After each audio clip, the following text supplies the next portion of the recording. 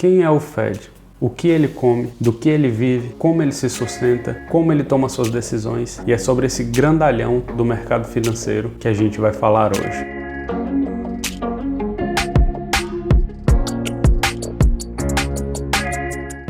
Sem enrolação, direto para se inscreva no canal, não deixe de deixar aquele comentário e de compartilhar com 100 mil melhores amigos para a gente chegar logo aí nos 1000 inscritos e continuar produzindo conteúdo na melhor qualidade possível. E falando sobre o assunto de hoje, quem é o Fed, né? Basicamente, se a gente fosse traduzir ali de forma livre, o Fed é o Banco Central dos Estados Unidos. Só que a gente poderia simplesmente falar, o Fed faz a mesma coisa que o Banco Central do Brasil faz? Não. Basicamente, o Banco Central do Brasil hoje tem como meta somente a inflação. O Fed tem como meta intrínseca dele a inflação e o emprego. Então vamos lá, olha só, o que eu tô falando aqui para vocês. O Banco Central pode simplesmente subir a taxa de juros até na lua, que o desemprego não vai ser problema dele. Logicamente ele não vai fazer isso, mas o Fed, além da taxa de juros, ele tem também a questão do controle do desemprego. Então ele tem que ir balanceando, porque se ele sobe muito a taxa de juros e começa a gerar desemprego, isso também é culpa dele. Então não cai em cima do governo, igual acontece no Brasil. O Banco Central não é responsável por isso, já o Fed sim. E considerando que o Fed é o Banco Central dos Estados Unidos, tudo que ele fizer, né, vai impactar no mundo inteiro. Por quê? Porque os Estados Unidos ainda é o país mais poderoso, é o país número 1, né, do mundo, acaba comandando tudo o que acontece. Então, para a gente organizar direitinho, a gente dividiu o vídeo aqui em etapas e a primeira delas é o que o Fed faz, né? O que é essa pergunta? O que o Fed faz? Qual é a função do Fed aí nos Estados Unidos, Darley? A produção e eu separamos aqui as 5 funções principais do Fed nos Estados Unidos. A primeira delas é definir e conduzir a política monetária. E o que é a política monetária? É simplesmente a questão do controle da taxa de juros, se a política vai ser dovish ou hawkish, vai estar explicadinho aqui só pra gente andar bonitinho no vídeo, mas basicamente essa ela é mais agressiva, né, que é o hawkish é a águia, né, o dovish é o pombo. Então, se ela vai ser pessimista ou otimista. Além disso, o Fed vai fiscalizar ali a atuação de cada banco central dos distritos americanos.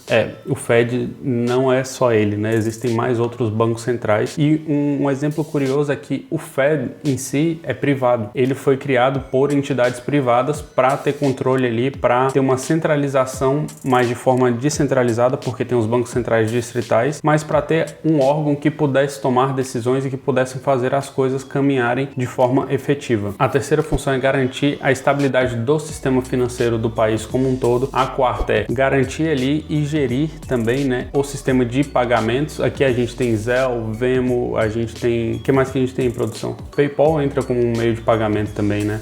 Não é que ele vai lá falar como é que ele tem que trabalhar, mas ele tem que garantir a liquidez, ele tem que garantir que esses meios de pagamento funcionem, né? Ele também, como quinta, né, função, ele tem que regular e fiscalizar os bancos, as instituições financeiras, seja JP Morgan, Goldman Sachs, Bank of America, Wells Fargo e a imensidão de bancos que existem aqui nos Estados Unidos, até mesmo os de bairro. E uma sexta, né, mas eram para ser 5, mas só para a gente fechar, como ele tem como meta a inflação e a geração de empregos, é meio que garantir o desenvolvimento sustentável da economia. Então, fechando tudo isso, né, essas são as funções principais do Fed. Vamos lá então para o segundo ponto aqui, como o Fed atua. A primeira coisa que a gente tem que entender é que o Fed, né, a sua governança ali, o seu board é composto por entes privados, é composto por pessoas de bancos privados. A gente vai ter gente do JP Morgan, a gente vai ter gente do Goldman Sachs, são entes que pertencem a bancos privados, mas que representam ali o sistema financeiro e não somente os interesses do banco. O Fed, por si só, tem a liberdade de aplicar novas políticas monetárias, mas logicamente que ele não vai fazer isso sozinho, saindo rasgando tudo como se fosse um ditador. A gente tem como exemplo o bailout, que aconteceu em 2008, que é um resgate aos bancos, né? Alguns bancos, o Fed pediu para ele pegar dinheiro e eles guardaram o dinheiro porque eles nem precisavam desse dinheiro. Como exemplo, o JP Morgan pegou bastante dinheiro, mas era um banco que estava extremamente sólido durante a crise de 2008. E muita gente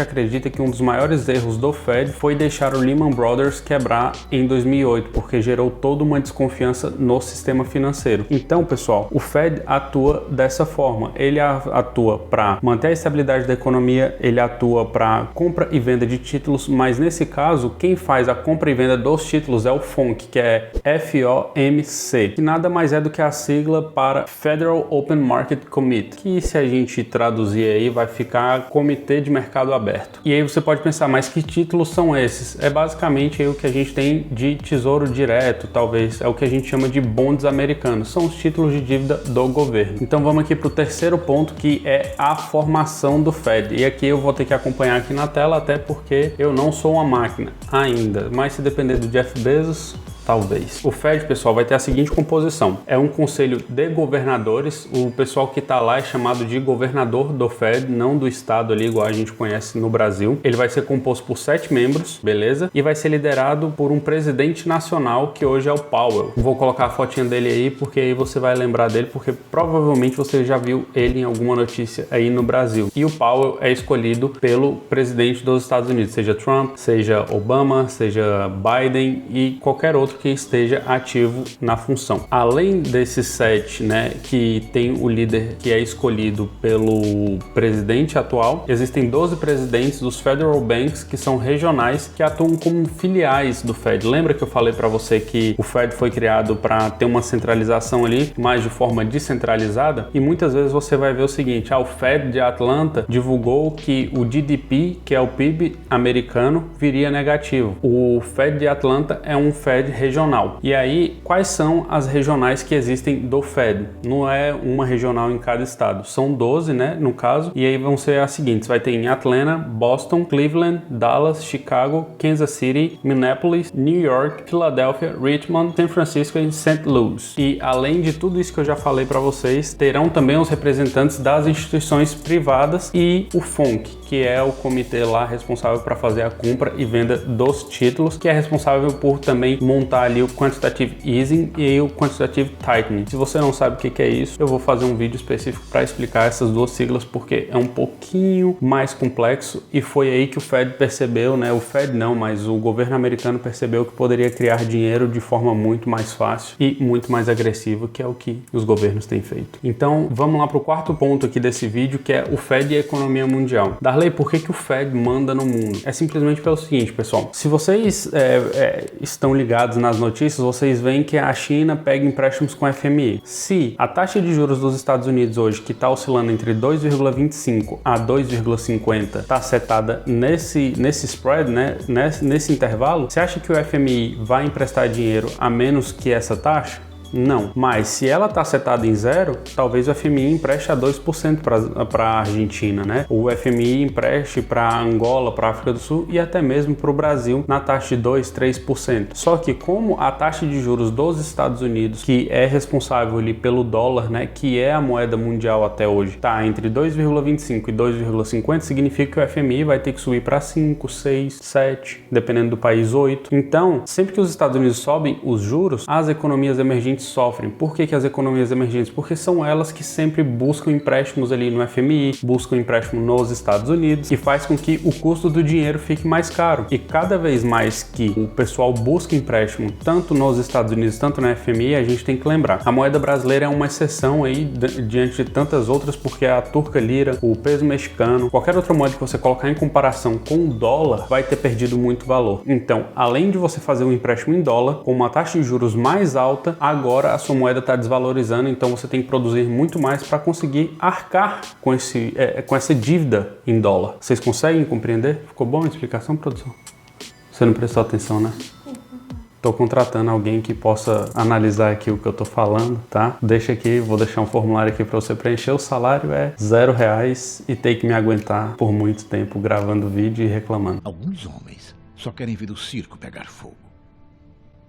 Por que é tão importante entender sobre o Fed, pessoal? A taxa de juros iniciou esse ano em 0%, só que o seu último aumento foi de 0,75%. E você, como brasileiro, deve falar, Darley, mas o Brasil aí, né, sobe a 1%. Cara, isso aqui não é Brasil, a gente já tá acostumado a nadar de braçada com a inflação, a gente beija e abraça a inflação, a gente é casado com a inflação sem direito de separação. O americano não. Então o Fed deu um aumento de 0,75% de uma única vez. E isso assustou muito o americano, porque a última vez que isso tinha acontecido foi quando eu aqui, queridão, tinha nascido em 94. Então tem acontecido coisas que não aconteciam há muito tempo e pessoas da minha geração talvez não estejam acostumados com isso, até porque ninguém tem que se acostumar com isso, porque isso é erro de política, talvez, é erro de governo que gastou demais, não deveria ter gasto. Então, quando o Fed faz aumentos desse tipo, mostra que o aperto tá vindo, pessoal, mas às vezes ele demora mais tempo do que a gente imagina para acontecer. Ele pode não acontecer ali de forma repentina,